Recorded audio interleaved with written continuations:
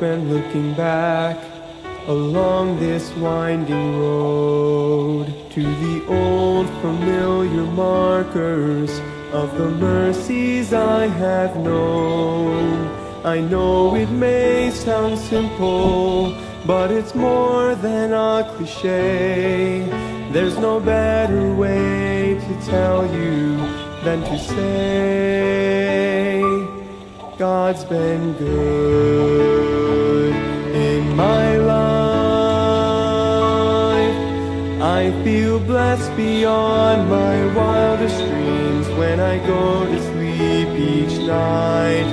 Though I've had my share of hard times, I wouldn't change them if I could, 'cause through it all, God's been good.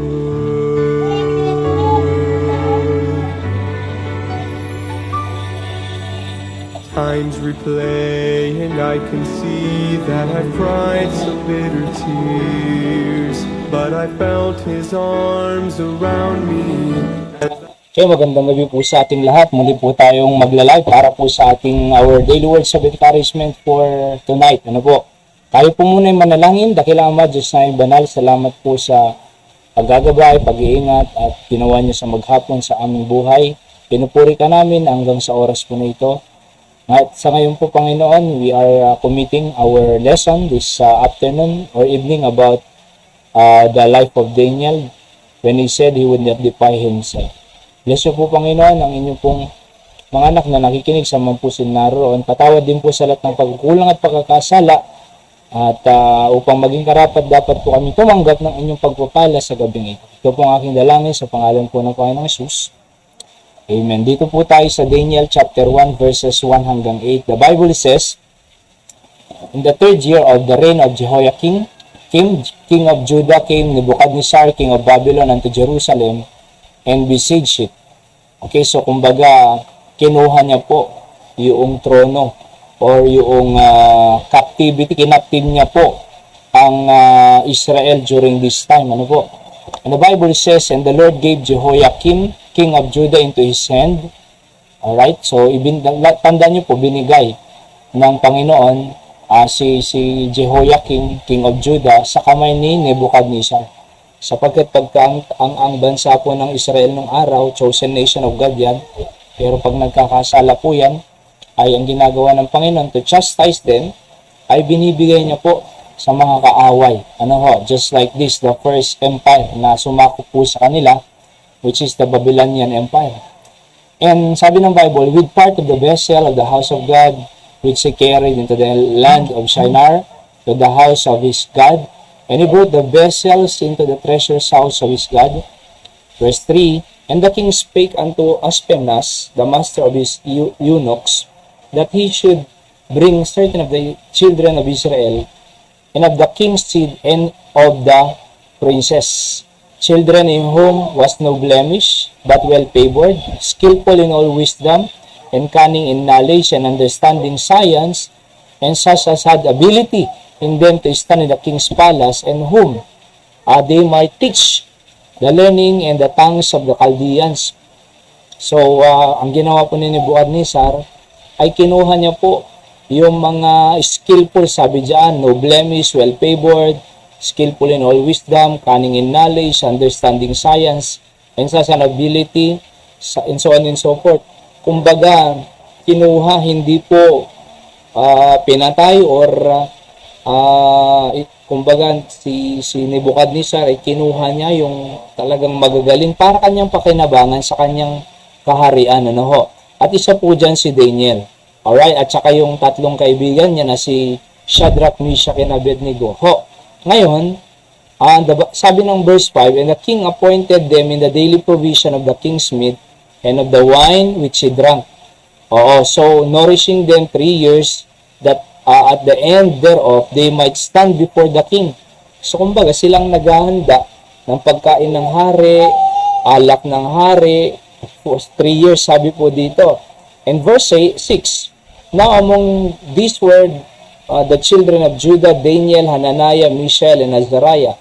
Yan po yung tunay na pangalan nila, Shadrach, Meshach, and Abednego. Hananiah, Mishael, and Azariah. Pinalitan lang po nila ng Shadrach, Meshach, and Abednego ng hari, mga kapatid. Pero yan po ang original na pangalan nila. Sila po yung skillful, sila po yung magagaling, nakakaunawa ng science, and may abilidad, no, na mamahala. So, in-spoil po ni King Nebuchadnezzar ang mga apat na ito, si Daniel, Hananiah, Mishael, and Azariah. Alright? And sabi ng Bible, unto whom the prince of the eunuch gave names. For he gave unto Daniel the name of Belteshazzar. So, pinalitan niya, di ba? Belteshazzar. Si Daniel. Oho. And to Hananiah of Shadrach, yun po. And to Mishael of Meshach, and to Azariah, Abednego. So, yan po ang ginawa nila. Ngayon, sabi ng Bible, but Daniel purposed in his heart that he would not defile himself. Yan po ang pamagat natin. With the portion of the king's meat, nor with the wine which he drank. Therefore, he requested of the prince of the eunuchs that he might not defile himself. Okay? So, he would not defile himself. Again, ito pong panahon na ito ay sinakop po ng Babylonian Empire through King Nebuchadnezzar, ang Judah. At ang hari dyan ay si Jehoiakim. Alright? At nandyan po sina Daniel, Shadrach, Meshach, and Abednego. Alright? So, pinalitan, di ba, ang pangalan nila. So kumbaga, dahil nga po itong hari na ito ay pagano po ito, at merong Diyos-Diyosan dyan sa Babylon, at gusto niyang ibahin ang pangalan at pananampalataya ng apat na magkakaibigan na ito, mga kapatid. At siyempre, so wala, pasensya na po at yung ating OBS ay nagloloko. Okay? Gumagana pa ba? So, mag-comment nga po kayo dyan kung gumagana pa kasi nagloloko itong ating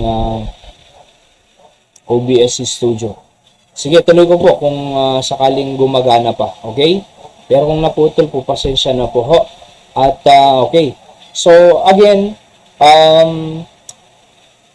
sinakop ni Nebuchadnezzar ang Judah at nakuha niya nga po itong mga magkakaibigan na ito, at the king tried to change their names and their fate.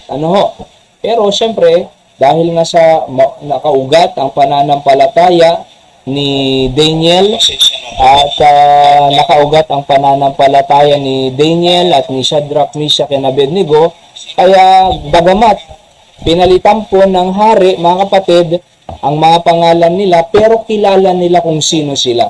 Kilala nila kung ano ang tinuro ng Diyos sa kanila, mga kapatid. Kaya sa Babylon, pinalitan ng pangalan, they tried to change their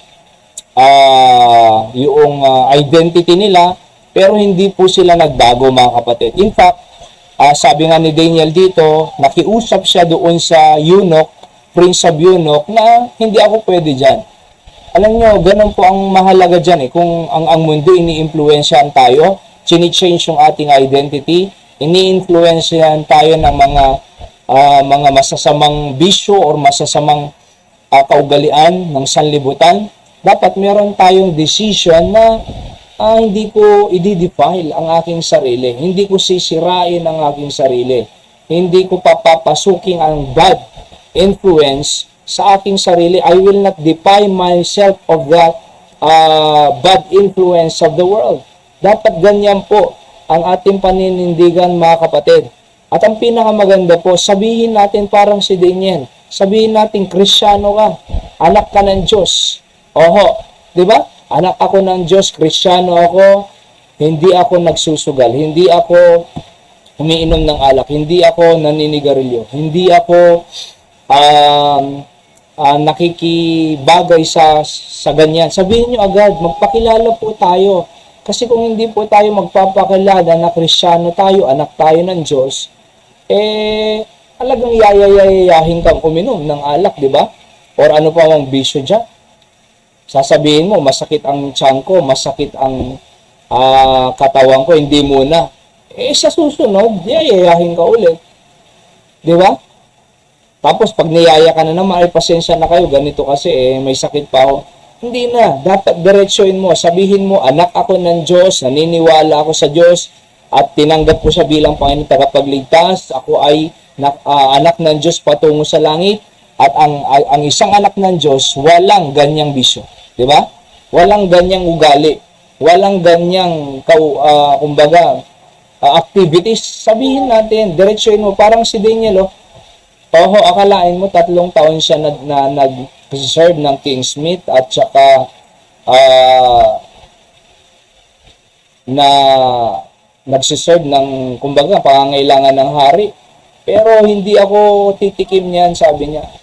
Alam niyo, pagka ganun, sinabi mo, mahihiya ang taong yayahin ka na sa susunod na uminom or anumang mga activities nila na hindi tayo fit sa mga ganun.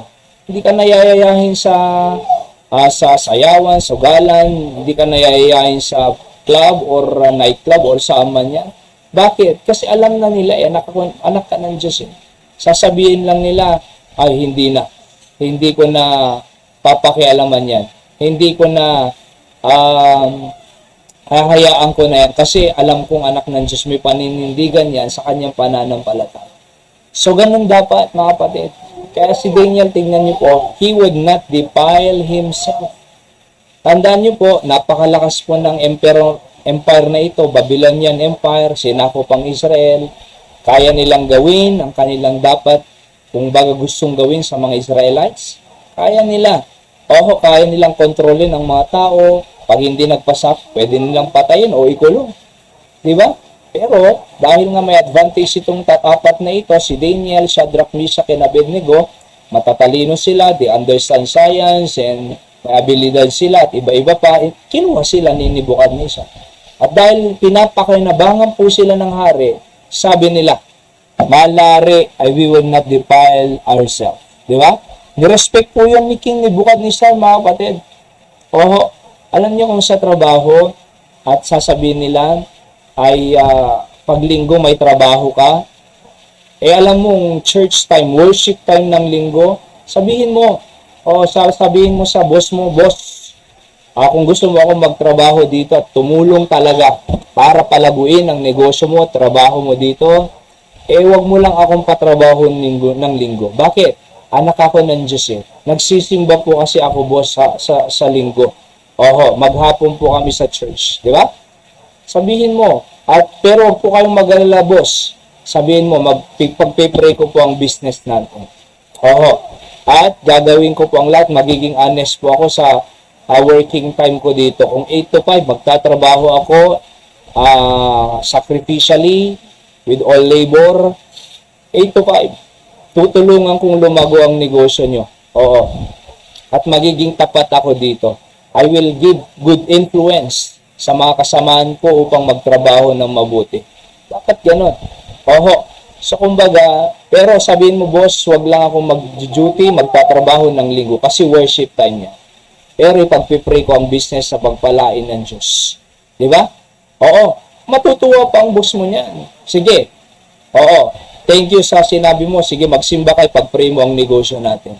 At kung ano man ang may tulong mo, gawin mo. Diba? Magpaalam ka na, boss. Kristyano ako, anak ako ng Diyos. Gusto ng Diyos ng mga tauhan mo dito, mga empleyado mo, ay para maging honest sila, para maging masipag sila, dapat makilala nila ang Diyos. Di mag-preach ka na.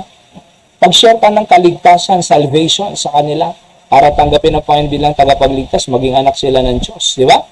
At pag nakita nila yan, boss, kung gusto natin ang mga empleyado dito, maging masipag, maging masunurin, at maging respectful sa inyong authority, mag-Bible study tayo once a week. Diba?